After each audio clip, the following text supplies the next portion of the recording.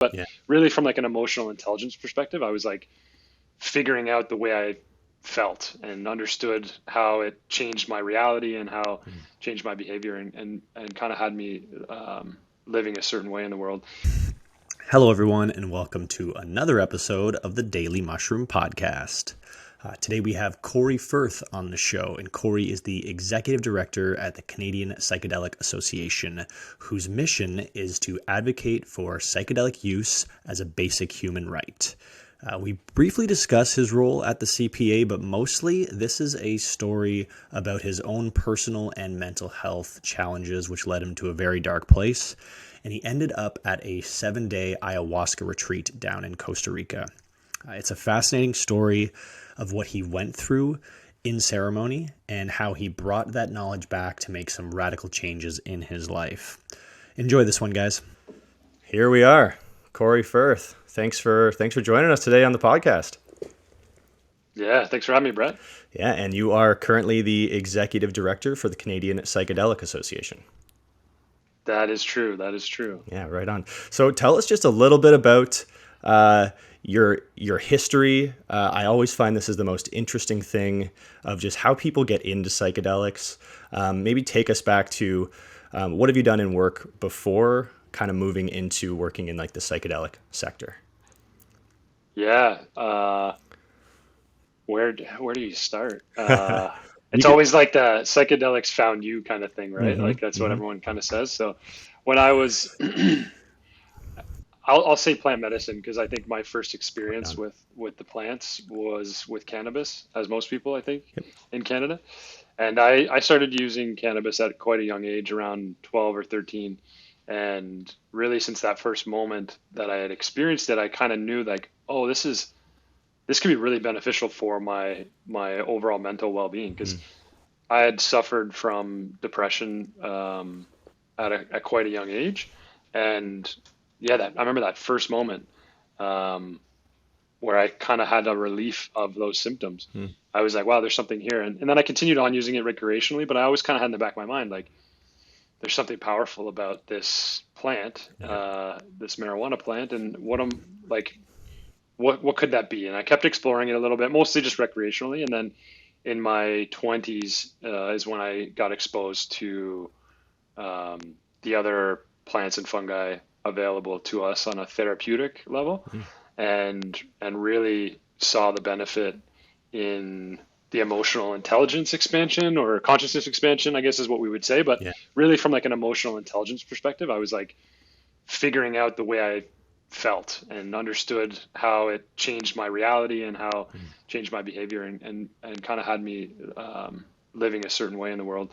And in terms of work, they kind of collide, Mm. as I think a lot of people do in the space, where I have a background in communications and I owned a social media advertising agency, Yep. customer acquisition agency.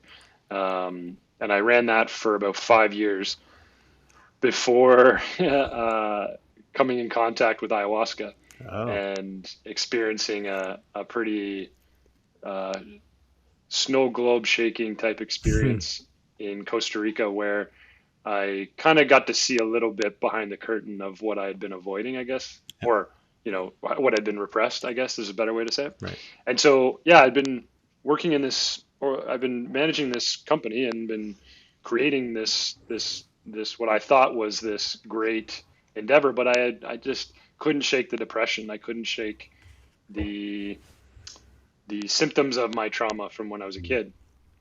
And I thought if I built an agency and started working with the biggest clients in the world, I worked with Disney, I worked with Amazon, I worked with Universal Studios and some big brands and some big budgets, and I was making money and I'm doing my thing, but I'm still incredibly unhappy. And in Mm. fact, like it's just deteriorating more and more every day. And I had developed a lump in my throat, benign tumor, but at the time I didn't know it was benign, and had gone through a bit of a emotional roller coaster with that. And that was kind of the starting point for like, let's get this mental health on track because I could tell the relationship between that that uh, Mm. that tumor Yeah. and my emotions and my stress and my mindset. So Mm. while I was on this capitalistic and materialistic pursuit, Mm. yeah, it just didn't feel right. I also at a young age, and probably from growing up with a mother who didn't really subscribe to the sort of Western approach to allopathic medicine, very open to naturopathic medicine and sort of more organic type of living. I didn't buy into the SSRI route or the Mm. current treatments available in the West for Did you mental health try them at treatments. all? So I did not. No, I mean I did a little bit of talk therapy and I Yeah. did a few of those other sort of more like psychotherapy, psychology Yep. type techniques, but I just found like it just kept perpetuating the symptom. It didn't get deep enough into the Right. root. So then, yeah, I'd heard about ayahuasca, and was too scared to look into it even further at once I heard about all the craziness that can happen. And then I was at my wit's end, and suicidal ideation came in, and that's when I was like, I can't, I can't live like this anymore. Right. So then I booked a trip, went really quickly. Once I decided, it was like a month later, I was gone and took part Mm. in an ayahuasca 7 day retreat, and and then came back, and it was like the game's on. Like it's a new, like I had a new lease on life. Wow. I came back and I shut down about 80% of my business, and just really pivoted to trying to find meaningful work. So Mm. really just realized that what I realized in terms of work, I mean, there's tons of stuff. We can break it all down in the experience, but the one thing I realized when it comes to work is that I had a really good set of tools and skills Right. that could be helpful, and they're currently being applied to things that are not really bringing much value into the world. Right. And so, can you come back and make that pivot?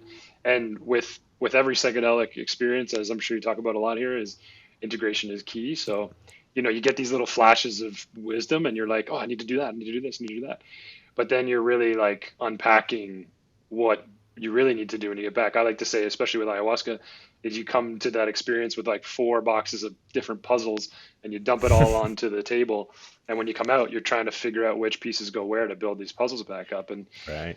And that's what I had to do. And so I really take a long time with my experiences. I really try to integrate quite a bit. I'm not one of those users that's like constantly hitting experiences every month or anything like that. I just really take it slow. And so yeah, coming back, it was like, what do I do with my work? So it was like a good 2 year progression of slowly chipping away at moving away from the clients that I was working with before and trying to find more meaningful type work. Right. And then I joined a VC firm out of Toronto right as the pandemic hit, Mm.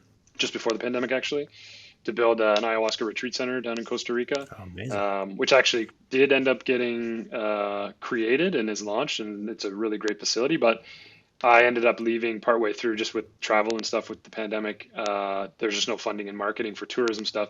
Gotcha. So then I joined the Canadian Psychedelic Association, where I'm currently the executive director there. And over there, it's our mission to educate about and advocate for psychedelics as a basic human right. So I guess you could say part of my mission is to make these medicines more accessible for those that want to experience it, Hmm. as because I believe that they are a basic human right, and they've been here for many, many years and been used in many, many contexts for Right. very, very important healing. And I believe more and more people should have access to those. So that's kind of where I'm at today. I hope Right. that wasn't too long-winded. That was amazing, man. That's quite a winding journey.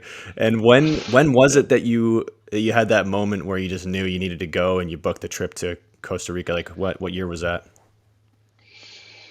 2016, I think. 16. Cool. And then I think 2017, it was like 2000, December 2016, where, Yeah. you're at the end of the year. We're at the end of the year now. We're at the end of the year. I'm like, fuck, can I keep doing this? Can I keep living like this? I Yeah. was on this trajectory with family and work, and just like enough is enough. And then a month later in the new year in 2017, I believe, I could be getting those dates wrong, but I think it was then. And then just went about 30 days later and was in ceremony, and yeah, going through what it is to go through on a crazy psychedelic. Yeah, and I don't personally have any experience with ayahuasca, so this is gonna be a fun conversation. um, but Cool. let's talk about this is something I'm working through right now myself is integration. I recently did a Mm, pretty heavy psilocybin therapy session, And I'm putting all those pieces back together. I got like the puzzle on the floor right now, just like you said. So what you said about 2 to 3 years you chipped away at some integrative practices. What were some of those integration techniques that you use that you found to be most impactful for you? Yeah. One thing I think I left out is on my pursuit to like sort of mental health healing. Yeah. I've spent about during that time, like I came back during that time, I spent about $100,000 in alternate treatments over 2 years Wow. to try Wow. to just figure this out. Because this is also something that I think a lot of people that are new to this probably should understand is like one experience, like with ayahuasca or with mushrooms or whatever, is not going to fix anything. Yeah. It all happens afterwards, Right. and it all happens over time. And I think everyone's integration is different. And I hope it didn't sound like I was judging anyone in that first piece where I said like I'm not one to use it so regularly. Some Hmm. people really get value in that. But for me, in terms of integration, like I believe that every every generation's challenge is to figure out how to live outside your shell, like outside of your identity. Hmm. And we all are sort of coming together to help each other live outside that shell in a better way. And so the biggest thing for me in integration has been community. And it's just been finding different people and different pockets of the world and going through different experiences to go, hey, this is what I'm going through. This is what I'm learning. This is my experience. And um, what is yours? Because I can learn just as much from you as I can learn from going inward on my own, as long as I have that clarity and I guess the safety of a container to be able to communicate like that. But I would say community is kind of probably the biggest piece, and that kind of wraps around all integration, in my opinion. Right. But for me, another like just a list off of tools like journaling is a massive one. Hmm. Um, Meditation, breath work, and then I would say another thing is to explore rituals from different indigenous cultures and exploring practices and history around how these medicines have been used historically, Hmm. specifically mushrooms, cannabis, and ayahuasca, and any of the ancient plants. Yeah. Other analogs or synthetics like MDMA and LSD maybe have a little bit less of a history in terms of like the rituals and practices, but Right. they all have stuff too, and there's a whole another exciting thing because of the lack of history and tradition. There's some opportunity to create there, but Right. I think on the traditional plant side, if there's some learning that could be had around traditions and disciplines, where these come from, how they traditionally use them, I think that's been helpful too, because there's little things within that that allow for expansion of the wisdom you get on the experiences and through the Hmm. integration. So I would say those things, and then um, yeah, I would say that's probably the biggest piece. Those are the Yeah. biggest pieces, I guess. Yeah. Community, man. It's everything, right? And like I said, Hmm. it's the container that holds it all in for us, right? That vulnerable sharing of stories between a group of people or even just one on one. And Yeah. to see people come out of their shell and really connect with someone, that to me that's been Hmm. my most valuable point of integration as well in the past few weeks here. And just one Well, you thing. must get a lot out of doing Oh yeah, this this one is on my one. integrative Yeah. work as well too, right? What Yeah. a gift. And I look forward to more people sharing their own individual stories, because it's like kind of coming out of the closet in a way with this Yeah. is it's been a long journey for me, but a long journey for a lot of people in this place. But I feel like with some of the work that's happening lately, it's really an opportunity to expand our own individual stories, not just have like patients at end of life, for example, or going through the clinical routes in the Yeah. legal way, Yeah. or like the celebrities that are sharing their experience, just the average Joes like you and I. Not to say we're average Joes, but just everyone going through their own journey, sharing Yeah. what they're about and what has happened for them, right? Yeah. Everyday people. Let's call ourselves that. Yeah, let's Uh, call it that. It's good. It's good. but on the community side, one really amazing, valuable tool for everybody listening here. If you go onto the Canadian Psychedelic Association website, you go under what is it, the Psychedelic Societies Global Network. just because I Yep. know there's a lot of people listening to us from all different countries. If you guys are looking for a community and you don't know where to find it, first step is probably just go on your local Facebook group page, and there's probably a psychedelic community nearby that you didn't know about, and check out the resource on the Canadian Psychedelic Association website, because that's very cool. I just had a guy on a podcast in just outside of Boston a couple weeks ago, and he was interviewing Okay. me from the Daily Mushroom, and I was like, "Are you in any local communities?" And then we go on to the CPA there, and turns out there's 3 within a 10-minute drive of his house. So Nice. That's they're awesome. Yeah, and I easier to just find quick than you plug think. for yeah, quick plug for the CPA too. We have you talked about Facebook. We have a private membership area too. When you become a member, you get added to our own private community network. And it's similar in a way to how Facebook runs. There's like a timeline feed, and there's little like kind of categories of different groups that you can join on. Yeah, One area there, we have an MD group, a therapist group, and it's like kind of that mycelium network that's yeah, forming out of what's created there. And I think there's a lot of resources just from like individual connections and group connections in there that you get access to, and then you're off the algorithmic feeds of Facebook and social media, exactly. where you're in a place where you can kind of pick and choose how you want to experience it. So just quick plug there, become a member, join cpa.ca is a Yeah, good link for you to I keep just track of I that. just joined this morning, so I'm excited to dig into the community there Wonderful. and meet people. Welcome, Brent. Thank you. Great to be a part of it. Um, Yeah, the community is everything, and just to transition back to personal experience side, I'd love to hear a little bit about what you were struggling with on a deeper level through these childhood traumas that you unearthed that led to these physical ailments and psychological stress. What was going on there? What did you discover through your therapy? Yeah, so for me, a lot of it was discovering um, the symptom, like the root causes of the symptoms of my emotional constructs and my emotional, um, I guess maybe even call them inadequacies. Mm. It's not something that we're taught when we're younger is to be, emotionally intelligent. And I just had a baby about 6 months ago, Congrats. and thanks, man, thanks. Um, and I look at her as this like kind of fresh canvas, like really just experiencing the world and taking it all in. And in a lot of ways, she's a bit of an open wound, right? Where there's Hmm. obviously a lot of great things in the world, um, and but within our house, within our field that we create, my partner and I, um, there's going to be things that she's exposed to that I can't control, and that she won't necessarily know how to process and Hmm. regulate herself on. We'll do the best that we can because we have some wisdom from our own Yeah. experiences, but it's inevitable, right? And so that's kind of the issue that I was in is like, um, I got exposed to things that created different nervous system responses within my body as a young child Hmm. that escalated and manifested and lived on into my adulthood that I just didn't know how to control. Yeah. And my understanding of all of that from listening to guys like Dr. Joe Dispenza or Dr. Gabor Mate, Mm.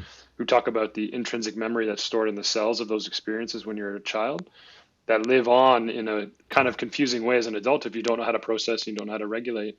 So that was like, in a nutshell, without getting too deep on what was unearthed, that's the wisdom that I got from those experiences where I was able to then sort of figure out that while there is a lot of past experience that allowed me that sort of conditioned me to be a certain way, act a certain way, and feel a certain way, those that were responsible for that did the best they could with what they had. Right. And that now it's my chance to sort of stop the domino in its tracks Right.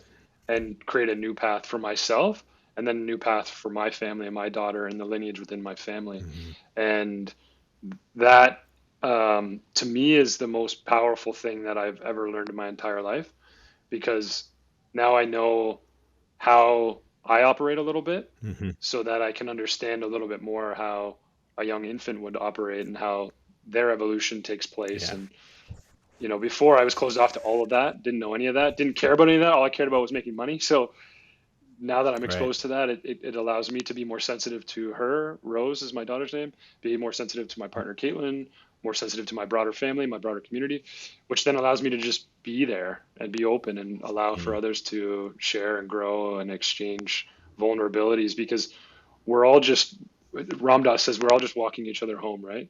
Yeah, that's beautiful. Yeah. Yeah, I like to think of just what you were speaking to there about childhood. These it's like a book that gets written in your first few years, right? Like you write this story, and it's multiple stories about yourself, about who you are, how your identity is formed, and then that becomes the foundation of just like how you go through life, how you handle every stressful experience, how you care for others, how you connect with others. And what I really see the power of psychedelics to be is like a chance to actually find that book that was written, Yeah, locate it, yeah, open it up, read totally. it, and then see these stories, right? Like I've connected back to so many stories I've had about myself that I'm like, wow, that's actually really unhealthy. I don't want to have that story anymore. So like, let's tear that page out, put it in the fire, and start some new pages here, right? And you talk about practice of journaling. That's a great iteration. Getting back to drawing and stuff has been super helpful to me. Just like Mm, as I have some visualizations or maybe some crazy dreams after a session, to write and draw some stuff out of something that was really meaningful and impactful that helped tie me back to the connection of the plant medicine without having to like run back and mm, continually do plant medicine, mm. which again is that's open for debate, and people are welcome to use their medicines however they like. I'm a little bit more on your side too, where it's integration. Take some time with these things, do it intentionally, and then spend the time to really unpack and put that puzzle. Make sure the puzzle's complete, I think, before I go back in. Right? Yeah. And even sometimes, like I like to use MDMA specifically as an integrative tool, Okay. where my process with that actually is just back on that chair. I'll do a solo session by myself, and I have an Amazon Echo speaker. Yeah. And so I create a trip report on the speaker, and then I get an eye shade on, my headphones on, kind of chill and get a blanket on and just go into the experience once it settles in after doing like, a little bit of journaling and some yoga maybe, Cool. or meditation. And then while I'm in the experience and I'm doing it by myself, I always have someone safe around me that's close by, either a sitter Yep. or my partner who knows I'm in there. So there's a safe container, but I like to do it on my own, and I like to do it in a way that's like the least disruptive as possible. So Mm. that's why I have the Echo there, where then I can yell out little points that the Echo can track for me in the trip Yeah. report, so that when I Cool. come out, I've got all these things that are like, some of them might just be silly little ideas or, connections to creative things from projects, but oftentimes it's these bigger, conversations I need to have with a family member or a friend or a Right. boss or a client or whatever. So I like to use technology, and I like to use MDMA as an integrative tool as well. I just like to share that because I think it's a cool way to do it, and it's not necessarily something for everyone. So it's not like I'm recommending this as something to Hmm. do, but from integration, I find even just in general, without the technology piece, MDMA is like a really great tool to integrate because it's just a little more accessible. Yeah. That's that's a very cool tool. You've got me intrigued. Hmm. I absolutely want to try that. Yeah, I'll have to pick your brain on some methodologies Offline, I'm let me using know how offline. it goes. Yeah. Yeah, yeah, that's wicked. So now let's dig into that first 7 day experience, or maybe a better question would be, what was your experience with psychedelics before that trip to Costa Rica? Were you working with Right, right. LSD, or did you try mushrooms or anything before? Yeah, so I had done a couple of, I'd explored recreationally mushrooms, but I hadn't Mm, done any like therapeutic use. So right.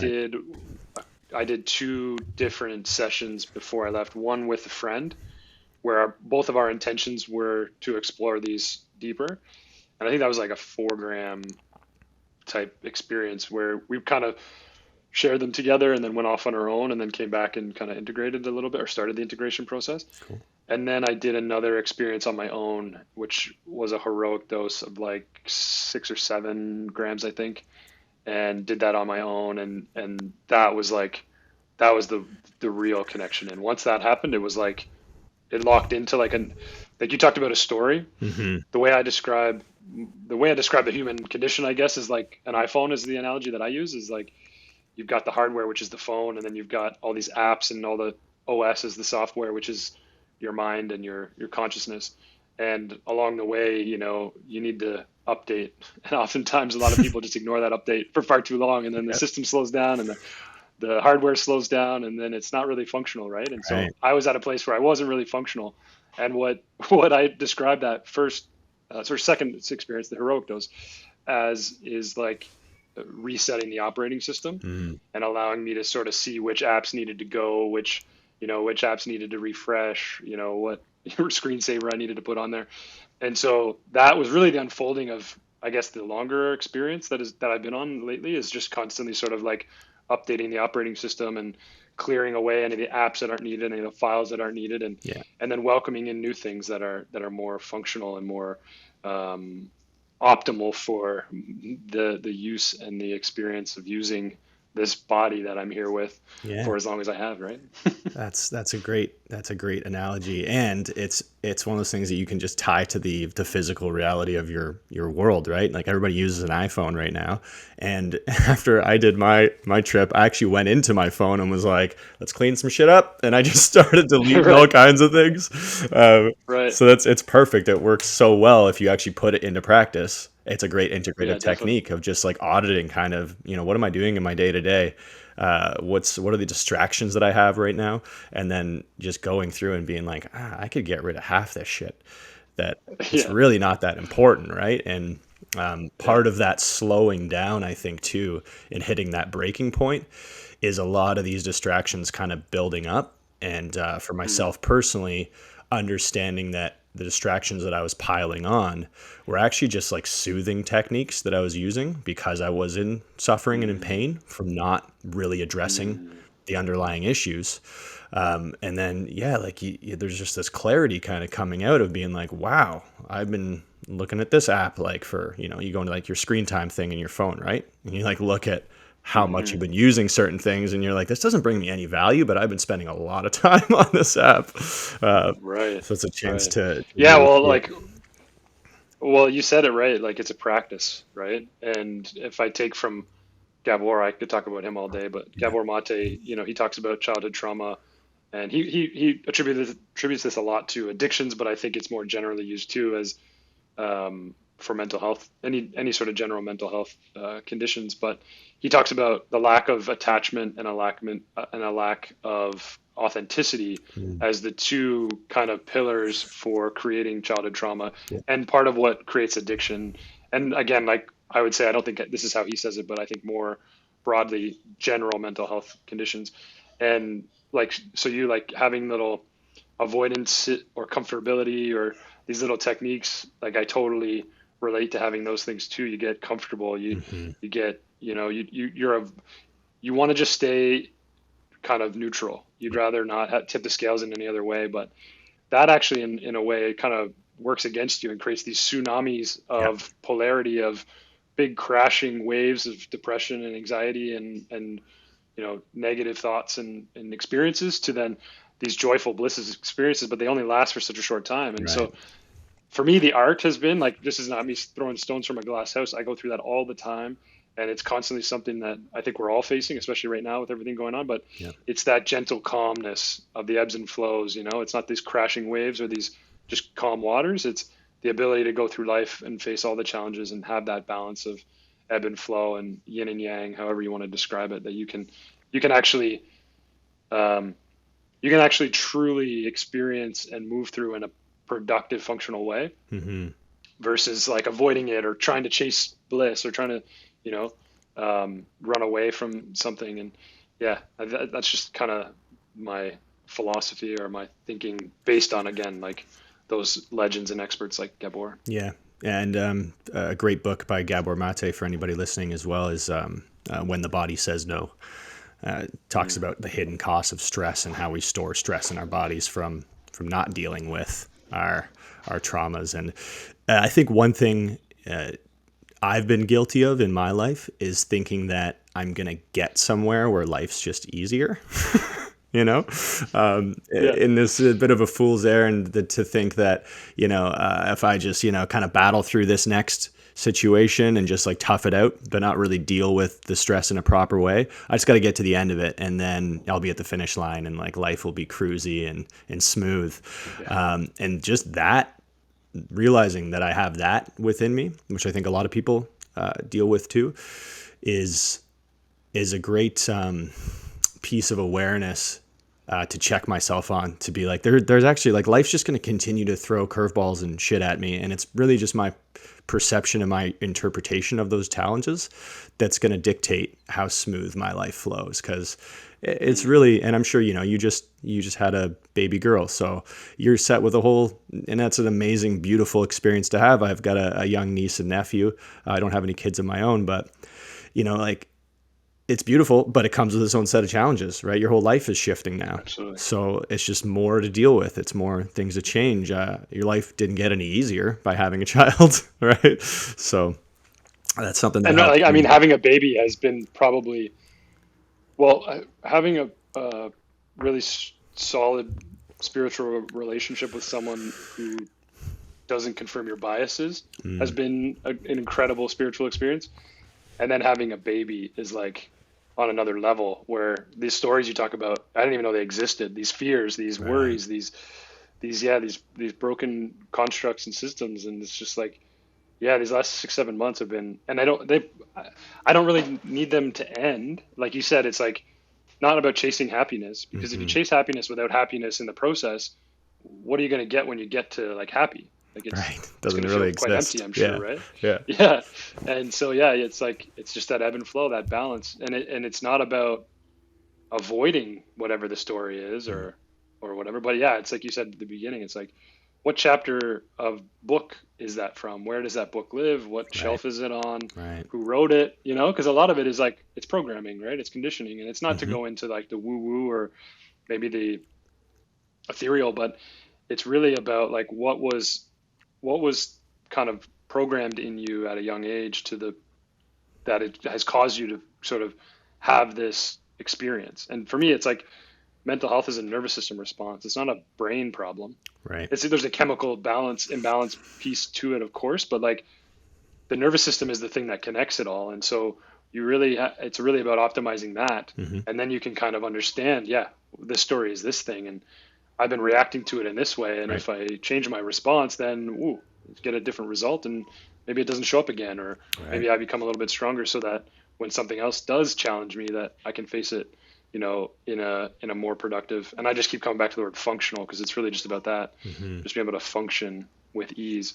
And I feel like in a lot of ways that's what psychedelics can provide is function, because it is in that reprogramming or reconditioning or rebuilding of the systems, rechilding, rewilding, right? Right. Yeah. Yeah, that's rechilding, rewilding. I write that one down. I like that. Yeah, it's also just that. I can't remember where I was gonna go with that thought, but now I'm just stuck on rechilding, rewilding. Just pick the thread and Hang go with on it. to that. This is that. Yeah, that's beautiful. Okay, well, so let's jump back into this 7-day Oh ayahuasca yeah, right. experience. Yeah. What were you doing the medicine every day? And just It tell us what was, happened through that, and like, yeah, yeah, yeah, just yeah. dig into the experience. Yeah, it's been a while since I've talked about it. Perfect. Because there've been so many other cool things that have come up, I guess, since then. But Yeah. yeah, it was a 7-day retreat, and it was mixed in with like some other practices. So there's like meditation and yoga and breath work and really good food, and it was a really nice place. Um, and the sequence of events sort of starts with a breathwork session at the beginning when you get there. Then the next day there's some yoga and some sort of educational content, and then that second day you get into the medicine, and that's your first cup, your first journey is night 2, I guess. And then you do 4 ceremonies total. So then the next 3 days are different different types of ceremonies, because where I went they had different shamans for each night. So you got like different shamans from different parts of the world. So you got one experience like this, one experience like that, and they all sort of like weaved the fuller experience together by Wow. the end of it. And so it was really like the first night I was like, this is just like a mushroom trip. Like Right. I could have done this. I've done this. I could have done this at home. Yeah. Like what the hell? And so I talked with one And of the you one felt of the that sense helpers of there. disappointment a little bit Yeah, of like, because I traveled all the way to like Costa Rica to have a mushroom trip. well, like we have these expectations, Right. right? And that always leads to some sort of disappointment, I think, in some Right. ways, because you want it to be this big thing, and maybe it comes true to a certain extent, but it's never, exactly how you draw it up. So yeah, I was like suffering, right, going into this. So I'm like, what the fuck? Like I thought I was going to. I apologize if swearing is not Oh appropriate man, on I this, don't but care. I didn't mean to. I don't care. Um, It's all good. um, yeah. So the first experience was just like first night was like first journey was pretty mundane and pretty like cool visuals and whatnot, but like nothing. But nothing in that moment when had that experience, I was like, this feels like nothing. Then the next day, like in some of the conversations I was having with other guests and throughout there's some educational piece that goes with it where it's kind of teaching you about the medicine and Mm. integration and things like that. I had started talking with people and then things were starting to weave from the night before. It was like almost like there was like I kind of blacked out and I didn't know anything happened and that there were other things that sort of picked up along the way as the medicine's still in you throughout that experience. And so the second night was I just got rocked. Ah. And I had been given a little bit of a nugget from someone before I left that said, when you go up and you take the cup, because the process is the shaman sort of brews the medicine throughout the day, and then in the ceremony, before the ceremony, you meet as a group, and then he shares, sort of the intention for the evening from his perspective, and then you have the opportunity to go share your intention with him, Right. and then they guide you through different ways to set your intentions for the experience. And so I I went up and every night sort of voiced the intention in my head. And my friend said, as you're about to take it, always ask for like a gentleness. Mm. And so I was doing that. I did that the first night, and I did that with the first cup on the second night. And who are And you then I was just in the asking? same boat. I'm like, just myself. I'm just putting that into the Right. field, but I'm also asking for the spirit of the medicine Yeah. at that point to sort of guide me and help me along the way. This is what I'm looking for. Yeah. Be gentle, be kind is kind of how I would always leave it. Hmm. I'd always do it now since this experience because I'll tell you why. Yeah. And so yeah, I'm in there, and when you're in the Maloka in this experience, like a lot of the magic and the experience happens in that contained environment. Hmm. And so the guidance is like, yeah, you can go outside, but it's better if you stay in there because that's where a lot of the work happens. So I was told that, I thought that, but then I'm halfway through the night and I'm like, nothing's happening. So I'm going to go outside and see what happens. So I go and I sit outside and nothing's really going down.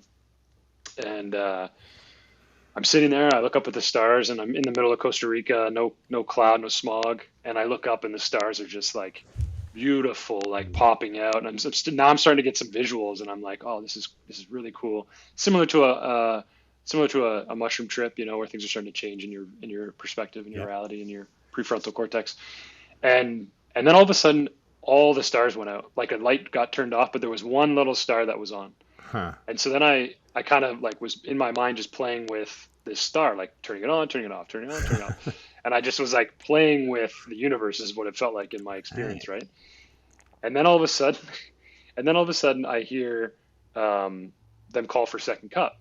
And so I was told again too, if you can hear it and you can kind of really move and you're aware of that they're serving it and you Mm. feel like called, you should go up and get a second cup. So I was in a pretty cool place. Like I'm just dancing with the stars and stuff. So I'm having fun. So when I thought that, I was like, okay, I'll go get a second cup.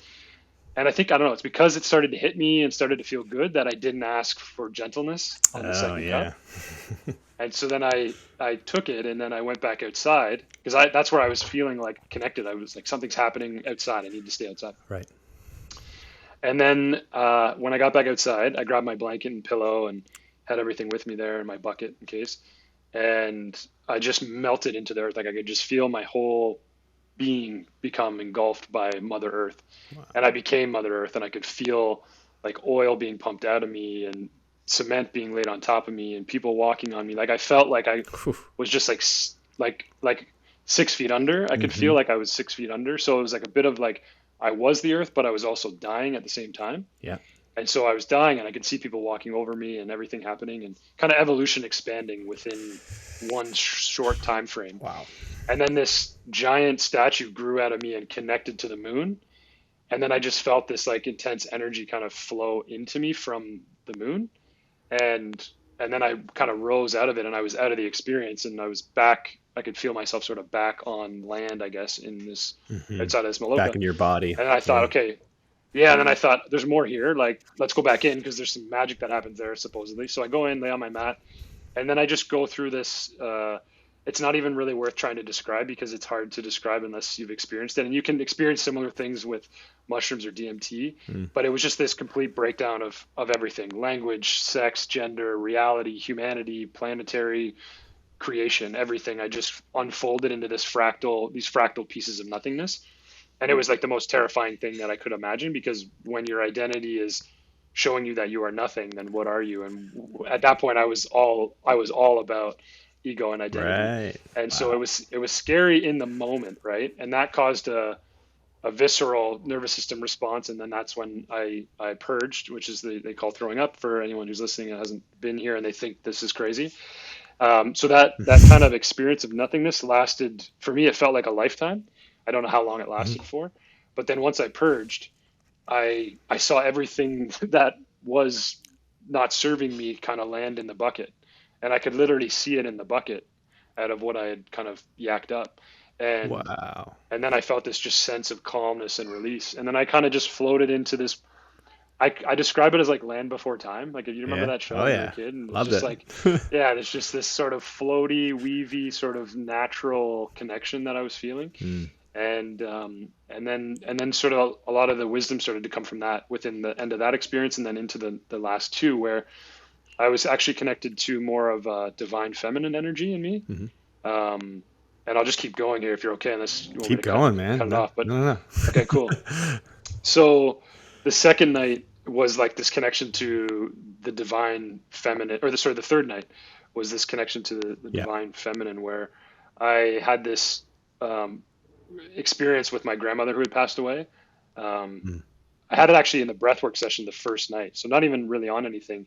I had this crazy intense breathwork session, which is a drug in itself, and we can go Is down that that path. But holotropic breathwork that you were doing? yeah, Yeah. yeah.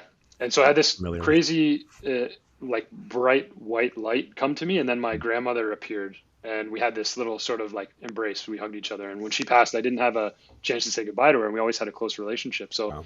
it was kind of cool, and I knew something was happening at that point. But then on that third night, it really started to open up, and I got to go and sort of like be with her in this spiritual realm, Mm. and she kind of showed me some things within my family, and she showed me some things within my personal life, and some kind of futuristic type things. And that was really an interesting experience, because what it was showing me is that, like, I'd been so switched off from the power of the feminine energy within me as a human male, I guess, and Mm. within the context of society and reality. And it's true, like, my parents split up when I was about 21, and I sort of sided with my dad unconsciously, but Right. I really lost my relationship with my mother for about 5 to 8 years. I draw in blanks now, but yeah, I had this really interesting moment where she showed me that my mother was sick. And before I went on this journey, she was actually quite sick, Mm. and I had this sort of healing within myself and within her, in the spirit, in the spirit sense, Mm. in that we were healing our relationship. And then when I came back, I was able to have a transformative relationship with my mom, and we have just such a great relationship now. Wow. And she's interested in what I'm doing, and we connect, and like had some apologies that exchanged from just her being great. She never, when I distanced myself from her, she never questioned it. She never tried to over explain, never tried to force it. She just waited and needed me to kind of go through this experience to be able to get that back. Mm. And so that unleashed a lot of things within me, and connecting to the feminine as like a wholeness level. Like, I'm becoming more whole by tapping into this and exploring it and allowing it. And that's a bit vulnerable as a man who grew up playing competitive sports, and really just the locker room mentality of Right. like being a man is being a man. And if you're any sort of vulnerable, you're kind of called, a wussy or maybe something other Hmm. more derogatory. And that's the part of the societal conditioning that you don't have a lot of control of when you're Right. growing up like that, and you don't know what to do, you don't know how to act, and it just becomes part of the operating system, right? Right. And so yeah, I just got to kind of see that, peel that onion back, and that's been just continuous ongoing growth and integration there, like that. Hmm. That experience I'm still living into today, 3 years ago, 4 years ago, whatever it was. And it's showing up in many cool ways. And then the last night was an all you can drink night. I think the vibe was a little bit more relaxed, but Hmm. went up for a few cups. Some people really went for it. I felt like I was really settled in and was really just kind of like, yeah, could I play with the energy of in the spirit of the medicine a little bit and get to know her a little bit more, Hmm. and then see what else was popping up. And it just kind of kept showing me some of the future stuff, like go back and take your skills and use them over here in other ways. And it wasn't like Yeah. clear, like here's the future laid out for you perfectly. It's just visionary stuff that Yeah. allows you to sort of make some assumptions and then guides you in a certain way if you're listening. And so that experience, and I've had many others since, that one is really the big piece that I've just constantly been integrating, I think. And I Yeah. think when you come back to integration, that might be the theme of this episode, but that never ends. I don't Right. think that experience will ever be fully integrated. I don't think any experience will be. I think it's just we're constantly integrating the little lessons we get Yeah. throughout this journey. Yeah. And that it's almost just having the medicine show you a path and your purpose, right? Your purpose along that path. But then understanding that that new path that you're going to go on is full of those different challenges and obstacles, and that's the unknown, right? Like it's not going to show you, like you said, this future Yeah. scenario where you're just going to be like, oh, I can figure it all out, and it'll be easy Yeah. I going think on the this medicine path. just allowed, yeah, for sure. Yeah, That's what we want, right? That's that chase. exactly. That we just want that to be easy. Yeah, But I think what the medicine shows behind the curtain a little bit is like you do have it's just shown me who I am and what I've always been right. from a real deep sense of truth that has allowed me to sort of rebuild the tool belt of what it means to sort of work through life. Yeah, And that has helped me to just take every experience for what it is. And this is by no means any holier than thou type of place, because it's not perfect. Like anger no, still shows up deeply. All these emotions show up deeply, but it's just this added layer of emotional intelligence, I yeah, would just call it. yeah, And again, it's just like kind of constantly trying to refresh the operating system and improve it so the right. function is always there. Yeah, just developing a deeper awareness of what makes you Hmm. tick and the reactivity that lives inside of us all, right? One thing Yeah, I absolutely. got to hit on that you talked about in that story is repairing the relationship with your mother. The amount Yeah, totally. of people suffering by just having a disconnected relationship from either their mother or their father that's now in adulthood and it still hasn't been repaired, or maybe they've passed away and they never got a chance to repair that, is somewhere where psychedelics can play a huge role. And I've felt that myself. So how did you approach when you came out of this experience? You said day 3 you realized how damaged that relationship was and really got to connect to it. What was your first step in kind of going back and rebuilding that relationship with your mom? Yeah, I think one of the other benefits or abilities that I've gained along the way is from doing this work with the medicine is that I'm less and less afraid to have the tough conversations. Right. And so really what it was about was just going and beginning new dialogue with her in a new way, and trying to learn more about her experience Hmm. as another fellow citizen here, less about her being my mom. And like I could go back and one thing we talk about a lot is and I think it's talked about a lot in this space is this childhood trauma. And like at first, you come back and you're like, why would this person do that to me? Why would that happen to me? And you get a little bit in that. Hmm. And I'm grateful that I didn't have too much of that, because I was told by someone really early on that, like, they're doing the best they can with what they have too. And so it was really just Right. like, hey, well, can I learn more about your experience and who you are Yeah. and what happened with dad and what happened with yourself as a child? My mom's one of 12, youngest of 12. Wow. and a lot of her uh, family members have gone through a lot of different challenges in life, and uh, specifically used a lot of substances in a way that was probably more destructive than good. Mm. And so her understanding of ayahuasca was it's a drug, it's bad. So it was a little bit of like checking in with her to learn more about her, but also sharing this new intentional drug use idea, this Right. opportunity, this experience. And so that's allowed us to sort of open up. And I'm just grateful that I have a mom that's really open to that, and she's allowed that type of dialogue to happen constantly throughout my life. But Mhm. more personally, when I was born, she always talks about this, but she was obsessed with peaches. Her thing at the time was peaches. She just had a huge craving for peaches. And on the day I was born or the day before, my grandmother brought her like the juiciest, best peach she had ever had, and she always talks about that. And so the one of the first things I did when I came back was I got a couple peaches and I just sat down as like a peace offering and said like, listen, let's clear the slate. I had been poor to you and I didn't understand your experience, and we can talk about other things in relation to our relationship since I was a kid, and I'd like to open that up. And so it's just been an unraveling. And again, it's just constantly integrating it. And Yeah. it's not always perfect because I do slip and I'll say something that seems a little bit blamey or something like that. And then she takes offense, and then there's more repairing that happens. But it's just a bit of it's like anything else. It's integrating and just evolving. Yeah, and it's always going to be a messy process. With that deep Yeah. rooted of a relationship, you're going to trigger each other. But the alternative is Yeah. just both parties just kind of holding on to their shit and holding resentment and keeping that distance, which Yeah. is one of those like And that, horrible fundamental stories that continues to compound over time, and it causes a lump in your throat, or it causes you to, totally. right? Like that's the connection to it all. So, yeah, like I think what I'm really hearing is just the ability to go and sit down with someone and kind of just like drop all the shit that you think you have, or you think that they did to you, or you caused me to be like this, all of that, all those accusations, and just lead with vulnerability and curiosity to be like, hey, here's what I Yeah. just experienced. Here's what I'm connected to now. I want to learn more about what what you're all about. Because yeah, who's had Yeah. that conversation with their parents really, right? Of just like what was your childhood like, to ask your Yeah. dad something like that. We just don't, in our Yeah. culture, it's not common to talk about that. And it's very therapeutic One to. cool thing on that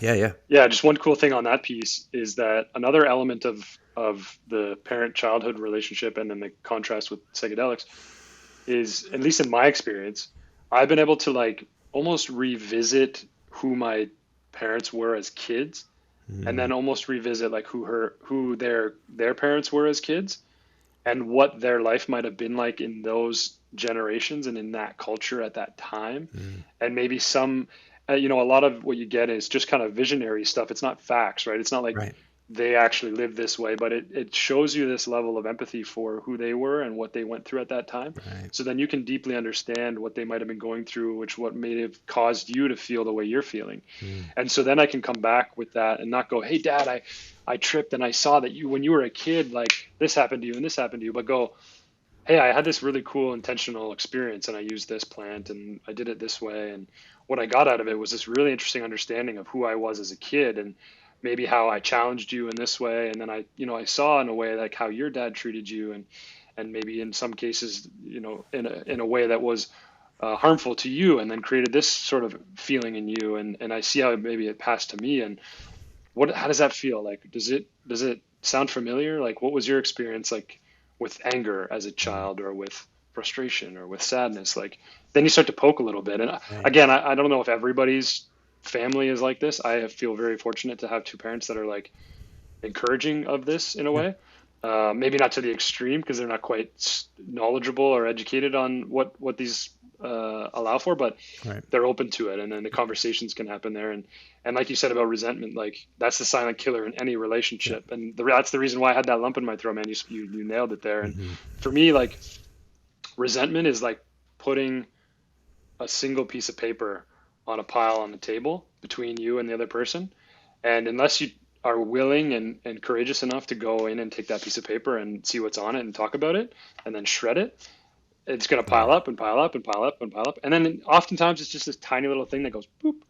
and then the whole thing crashes down and the relationship's messed, and then it's like really hard to come back from. So yeah, if anything that comes out of this conversation and any encouragement for anyone who's listening is to don't leave any pieces of paper on the pile, Love that. especially as you integrate. Yeah, and I know you got to get going here, so that's some pretty beautiful advice to end on. Don't leave any paper on the pile. Yeah, go back and read those stories and share them with other people to see if they're true, right? There's a lot of stories that we Yeah, can look at pile that. up. Look at that. You weaved it all back in. That's Yeah, nice. You're yeah. good at this, Brett. Right on, man. You too, Cory. You're a great storyteller, and you have a ton of awareness and experience that came out of your use of psychedelics. So, thanks for doing the work and not being afraid to go into those dark places and explore it. It's been great to connect with you, man. Thank you, and same back to you. Thanks for doing this. Thanks for having this type of environment for people to share stories like this. It's super important, especially where we're at in Canada right now with everything going on and things opening up. We need to share the truths of these experiences with one another, because you can't change anyone's mind without telling them how you changed your own. Exactly. And so having an outlet for this is, like I said, super important. So whatever I can do to support you, please let me know, and I look forward to more conversations soon. Yeah. Well, if whoever else you got that you might think that's a good person to come on here and share their stories, I will gladly listen and give them a platform to share. I love this stuff. This is the best. Awesome. Thanks, Brett. Awesome. Okay. Thanks, Cory. Well, that's it for this week's episode, everyone.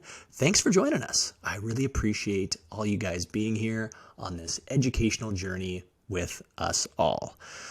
If you want to continue your education around the art, science, and business of psychedelics, I highly recommend you sign up for our newsletter.